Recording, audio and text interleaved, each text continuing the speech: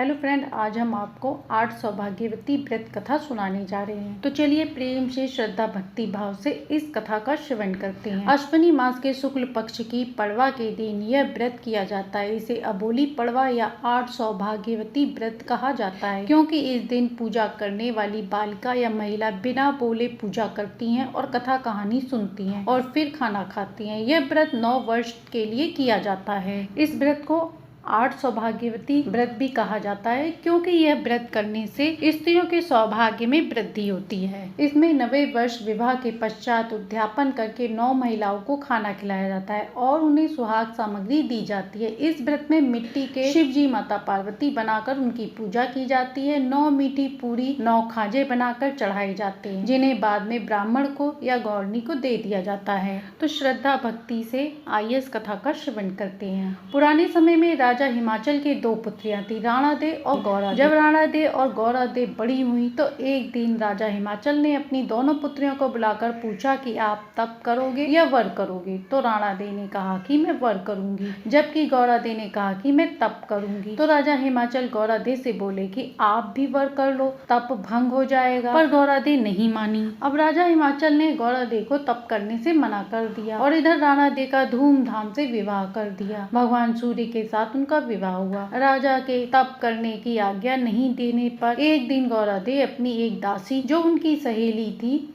उसे लेकर जंगल में चली गई। वहां जाकर उन्होंने अपने लिए एक कुटिया बना ली और इसके बाद गौरा दे घोर तपस्या करने लगे। उनके तप के प्रभाव से इंद्र का सिंहासन डोलने लगा। तो उन्होंने विचार किया कि शिव जी के पास चलना चाहिए। अब उस समय शिव जी भी तपस्या में लीन थे, अतः सभी देवी देवता हाथ जोड़कर उनसे प्रार्थना करने लगे, हे कैलाशपति, जय शिव शंभू, हे शिव शंभू, हमें बचाइए, गौरा का तप भंग करिए। तब शिव जी ने अपने नेत्र खोले और मुस्कुराकर देवताओं को उनके दुख दूर करने का आश्वासन दिया। अब प्रतिदिन गौरा दे अपनी दासी के साथ सूर्योदय से पहले गंगा स्नान करने जाती, फिर तप करने के लिए बैठती थी। एक दिन गौरा दे सोकर उठने से पहले नदी में स्नान करने के लिए जाने वाली थी। तभी शिव जी ने अपने बैल यानी नंदी से कहा कि तू गोबर के ढेर कर दे।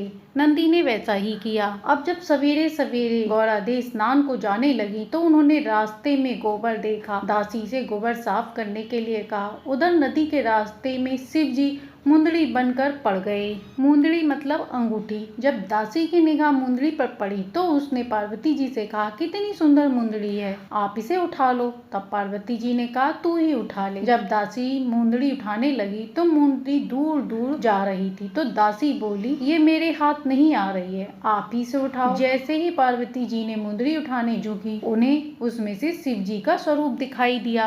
अब पार्वती जी मुंदड़ी उठाती उसके पहले ही मुंदड़ी गायब हो गई। अब पार्वती जी स्नान करने चली गईं। दूसरे दिन भी शिव जी नंदी के साथ आए और गोबर की थैल करने को कहा। नंदी ने वैसा ही किया। प्रातः काल पार्वती जी जब स्नान करने के लिए कुटिया से निकली और गोबर की थैल देखी तो समझ गईं कि हो ना हो ये शिव जी का ही काम है। ऐसा सोचते हुए वे नदी पर स्नान करने चली गईं। रास्ते में एक सुंदर सा शिवलिंग पड़ा हुआ दिखाई दिया तो दासी ने कहा, आप इसे उठा लो, पूजा में रख लेना। तब पार्वती जी बोली, तू ही उठा। दासी जब उठाने लगी तो वह बहुत भारी हो गया और दासी से उठाने पार्वती जी उसे उठाने लगी तो शिव जी प्रकट हुए और उन्होंने पार्वती जी को वरदान मांगने के लिए कहा और कहा कि आप इतनी कठोर तपस्या क्यों कर रही हैं, जो चाहिए उसे मांग लो। तब पार्वती माता ने आनंदित होकर कहा, मुझे आप पति के रूप में चाहिए। शिव जी ने कहा, तथास्तु, और इतना कहकर वह अंतर ध्यान हो गए। पार्वती जी अपनी कुटिया में स्नान करके वापस आई और अपने पिता हिमाचल से मिलने के लिए दासी के साथ नगर की ओर चल पड़ी।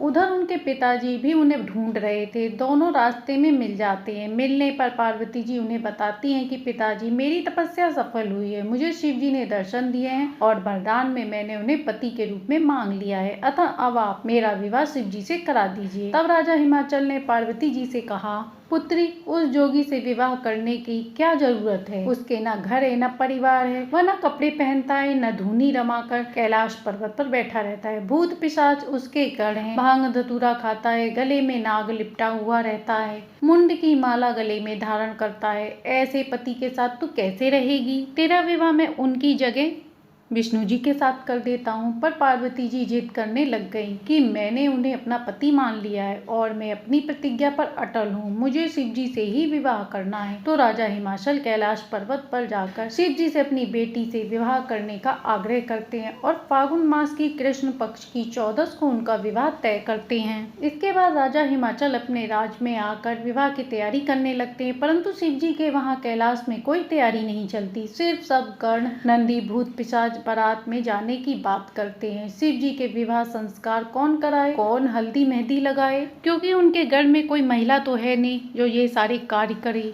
अतः निश्चित समय पर वे बारात लेकर राजा हिमाचल के राज में पहुंच जाते हैं। वहां जैसे ही प्रजा को और पार्वती जी की सहेलियों को पता चलता है कि बारात आ गई, तो वे बारात देखने जाते पर वहां शिव जी को अघोर रूप में देखकर और उनके साथ भूत पिशाच व गण को देखकर डर कर भाग आते हैं और सभी कहते हैं कि ये कैसी बारात है। यह सुनकर पार्वती जी घबरा जाती हैं और वे शिव जी के पास जाकर उनसे कहती हैं कि आपने ये सब क्या नाटक लगा रखा है, ढंग से बारात लेकर क्यों नहीं आए। तो शिव जी कहते हैं, अरे तुम यहाँ क्यों आई, लोग क्या कहेंगे, कुंवारे नाते ही बारात में चली आई हो, जाओ यहाँ से जाओ। तब पार्वती जी वापस महल में आ जाती हैं। इसके बाद शिव जी डमरू बजाते हैं, सभी देवी देवता बारात में आ जाते हैं और हिमाचल राजा को संदेशा पहुंचाते हैं कि बारात आ गई। तो राजा हिमाचल अपनी रानी मैना दोनों बारात का स्वागत करते हैं और बारात को भोजन कराने का आग्रह करते हैं। तो शिव जी ने सबसे पहले खाने के लिए राहु केतु को भेज दिया। दोनों खूब खाते हैं। उन दोनों की परोसने वाले भी थक जाते हैं, परंतु उनका पेट ही नहीं भरता।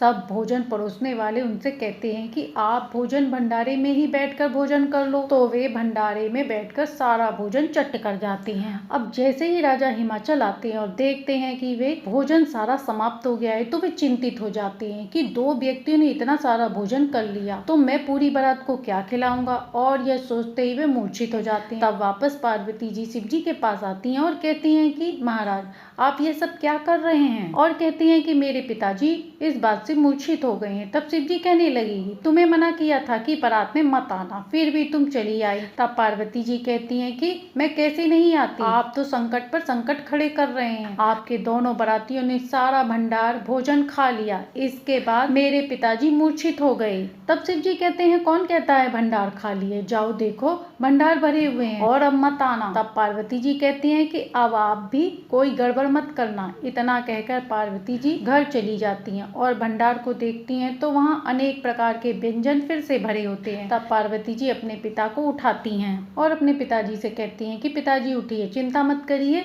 भंडार भरे हुए हैं। यह सुनकर राजा की मूर्छा दूर होती है और वे विवाह कार्य में लग जाते हैं। राजा जी ने बारात में खबर पहुंचाई कि दूल्हा तोरण पर लाओ। दूल्हे के रूप में शिव जी सज धज कर नंदी पर सवार होकर आते हैं। साथ में गंधर्व गण आदि भी नाचते झूमते आते हैं। अब रानी मैना उनकी आरती उतारती हैं और पीछे से पार्वती जी की सहेलियां दूल्हे को देखकर कहती हैं कि दूल्हा कितना सुंदर है, और ऐसा कहकर पुष्प वर्षा करती हैं। इसके बाद विवाह की रस्में पूरी होती हैं और दूल्हा दुल्हन को विदा करते हैं। अब शिव जी माता पार्वती को लेकर नंदी के साथ कैलाश पर जाने लगते हैं। शिव जी नंदी पर बैठ गए और पार्वती जी पीछे पीछे पैदल चल रही थी। तो लोग कहने लगे कि देखो कैसा पति है, अपनी पत्नी को पैदल चला रहा है और खुद बैल पर बैठकर जा रहा है। तो शिव जी खुद पैदल चलने लगे और पार्वती जी को नंदी पर बैठा दिया। थोड़ी देर बाद फिर जब लोग देखते हैं तो फिर कहते हैं कि कैसी पत्नी है, स्वयं तो आराम से सवारी पर जा रही है और अपने पति को पैदल ले जा रही है। तो शिव जी फिर से नंदी पर सवार हो गए और पार्वती जी पीछे पीछे चलने लगी। दोपहर हो गई तो धूप में पार्वती जी के पैर जलने लगे। तो वह शिव जी से बोली कि धूप बहुत तेज है, पैर जल रहे हैं। तो यह देखकर शिव जी बोले कि आप हरी धूप पर चलो। पार्वती जी हरी धूप पर चलने लगी तो धूप सूख गई। फिर प्यास लगने पानी पीने तालाब पर गई तो तालाब का पानी ही सूख गया। इसी तरह सुस्ताने के लिए पेड़ के नीचे बैठी तो पेड़ ही सूख गया। इस तरह चलते चलते वे लोग काशी नगरी पहुंचे। काशी नगरी के नगरवासियों और राजा रानी यह समाचार सुनकर बहुत खुश होते हैं। अब जब काशी की रानी ने ये सब सुना तो वह स्वयं अगवानी के लिए जाने का निर्णय लेती है। वे तुरंत ही सज धज कर पूजा का थाल सजाकर ढोल वाले और गाने वालों को लेकर पार्वती जी शिव जी को लिवाने के लिए जाती हैं। शिव जी पार्वती जी की जुगल जोड़ी को देखकर उनका मन आनंद से भर उठता है, परंतु जैसे ही वे पार्वती जी को टीका लगाती हैं वैसे सोने चांदी के थाल पत्थर के हो जाते हैं। गाने वाले के मुंह टेढ़े हो जाते हैं। यह देखकर शिव जी पार्वती जी दुखी होकर वहां से आगे बढ़ जाते हैं। काशी के राजा रानी और नागरिक उन्हें सीधे कैलाश पर्वत के लिए रवाना कर देते हैं। अब इस तरह शिव जी पार्वती जी को लेकर कैलाश आ जाते हैं। जब वह खाने का समय होता है तो आकाश से कैलाश पर से रोजाना 3 पनवाड़े उतरते हैं, एक शिव जी के लिए,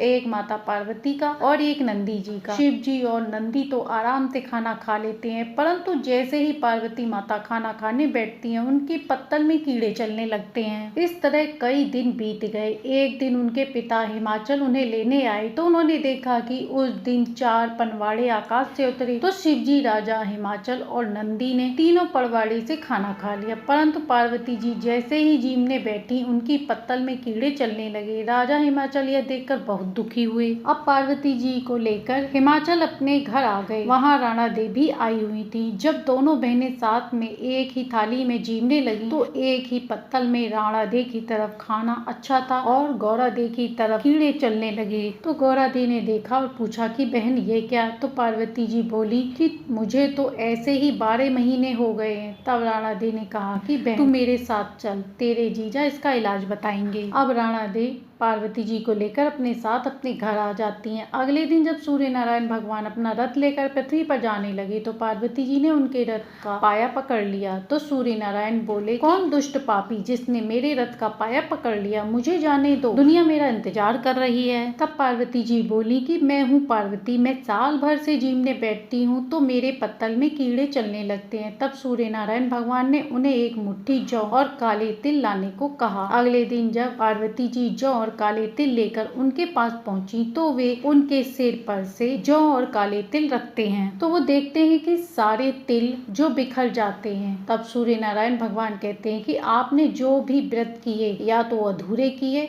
या व्रत करके उद्यापन विधि नहीं की है, इसीलिए आपकी पत्तल में कीड़े चलते हैं। अब आपको आषाढ़ आते ही अलूने सोमवार और फिर राधा अष्टमी का व्रत, फल पांचे का व्रत करो और इसके बाद संज्ञा बनाओ, उनको विसर्जित करके धूमड़ा उजमो, फिर नवरात्रि की पूजा करो, अबोली पड़वा, तुलसी बेबड़ा जैसे व्रत विधि पूर्वक करो तो आपके पत्तल में कीड़े नहीं चलेंगे। पार्वती जी वापस अपने पिता के यहाँ आकर विधि पूर्वक सारे साल भर तक व्रत करती हैं। अलूने सोमवार का करती हैं, संज्ञा बनाती हैं, फल पांचे का व्रत करती हैं, धूमड़ा उजमती हैं और नवरात्रि आती है तो नवरात्र का व्रत करती हैं। पड़वा के दिन अबोली पड़वा का व्रत करती हैं। इस दिन 108 घड़ी से स्नान किया जाता है। तो दासी जब पानी लाती है तो 107 घड़े ही वह ला पाती है। 108वां घड़ा लाने पर वह थक जाती है और उस 108 घड़े को किसी से उठवाना भी नहीं होता है। शिव जी ढोकरा बनकर रास्ते में लेट जाते हैं। वह उससे पूछते हैं कि मैं उठा दूं क्या? तो दासी ये सुनकर मना कर देती है क्योंकि उसे मना किया गया था कि खुद लेकर आना है, किसी से उठवाना नहीं है। तब वह अपना चिमटा बनाकर उसका घड़ा उठवा देते हैं और चुपके से घड़े में अपनी मुंदड़ी डाल देते हैं। पार्वती जी जैसे ही उस घड़े से नहाती हैं तो उन्हें वह मुंदड़ी दिखती है। वह दासी को बुलाकर पूछती हैं तो दासी कहती है कि मैंने 107 घड़े तो किसी से नहीं उठवाए थे, पर 108वां घड़ा उठ नहीं रहा था, वह बहुत भारी हो गया था। तो वहाँ एक बूढ़े बाबा लेटे हुए थे। उन्होंने कहा मैं उठा दूं क्या? मैंने उनसे मना किया परंतु उन्होंने अपना चिमटा से मेरा घड़ा उठवाने के लिए टेक लगा दिया। तब पार्वती जी अपनी माँ से कहती हैं कि माँ, आपके जमाई आए हुए हैं। जब राजा हिमालय उन्हें सम्मान से लेकर आते हैं फिर शिव जी और पार्वती जी मिलकर अबोली पड़वा व्रत का विधि विधान से पूजा करते हैं। पूजन पूरा करने के बाद उसके बाद दूसरे दिन से वहाँ से वो लोग विदा लेते हैं और कैलाश पर जाने के लिए निकलते हैं। तब पार्वती जी कहती हैं हम उसी रास्ते से वापस चलेंगे जिस रास्ते से शादी के बाद गई थी। चलते चलते रास्ते में धूप लगती है तो पार्वती जी उसी सूखी धूप पर चलती हैं तो धूप वापस से हरी हो जाती है। प्यास लगने पर पुनः उसी तालाब पर पहुँचती हैं और वह पानी से सूखा तालाब लबालब भर जाता है और फिर पार्वती माता उसमें से पानी पीती हैं। आगे आने पर वही पेड़ आता है। पार्वती जी वहाँ पेड़ के नीचे जाकर सुस्ताने लगती हैं तो पेड़ भी हरा हो जाता है। जब काशी नगरी में पहुँचे तो रानी उसी थाली से आरती उतारती हैं तो वह पुनः सोने की हो जाती है। गाने वालियों के मुंह भी सीधे हो जाते हैं। और इसके बाद गौरा देने वहां आई, सभी महिलाओं को सुहाग बांटा और सुहागवती होने का आशीर्वाद दिया। तो सभी महिलाओं का सुहाग अमर हुए, वह पुत्रवान हुए। उसके बाद शिव माता पार्वती कैलाश पर्वत पर सुख पूर्वक रहने लगे। अब इस व्रत को करने से उनके साथ सब अच्छा होने लगता है। तभी से महिलाएं अपने सुहाग के लिए और व्रती पुत्रवती होने के लिए अबोली पड़वा का व्रत करने लगती हैं। तो प्रेम से बोलिए शिव माता पार्वती की जय। आइए सुनते हैं गणेश जी की कहानी। एक बार की बात है, राजा हरिश्चंद्र के राज्य में एक कुम्हार रहता था। जब भी वह बर्तन बनाता था तो वह कच्चे रह जाते थे। एक पुजारी की सलाह पर उसने इस समस्या को दूर करने के लिए एक छोटे से बालक को मिट्टी के बर्तन के साथ आवा में डाल दिया। उस दिन चतुर्थी का दिन था। बच्चे की माँ अपने बच्चे के लिए परेशान थी। उसकी माँ गणेश जी का व्रत करती थी। उसकी माँ ने अपने बेटे की कुशलता के लिए प्रार्थना की। दूसरे दिन जब कुमार उठा तो उसने आवा में पके हुए अपने बर्तनों को देखा तो बर्तन पक चुके थे, लेकिन उसमें से बच्चा बैठा हुआ था और उसका बाल भी बांका नहीं हुआ था। यह देखकर वह डर गया और राजा के दरबार में जाकर कहने लगा और उसने सारी घटना बताई। इसके बाद राजा ने उस बच्चे की माँ को बुलवाया। तब उसकी माता ने सभी विघ्नों को दूर करने वाले गणेश जी के व्रत के बारे में बताया और बताया जो भी श्रद्धा भक्ति भाव से गणेश जी की पूजा आराधना करता है उसके घर मंगल ही मंगल होता है। हे गणेश भगवान, जैसे आपने उस बच्चे की रक्षा करी, ऐसे ही अपनी कथा कहानी कहते सुनते हुकारा भरते सभी के घर में सुख शांति समृद्धि देना। तो ये थी 8 सौभाग्यवती व्रत में सुनी जाने वाली गणेश जी की कहानी और 8 सौभाग्यवती व्रत कथा। यदि हमारी कथा कहानी पसंद आई हो तो लाइक सब्सक्राइब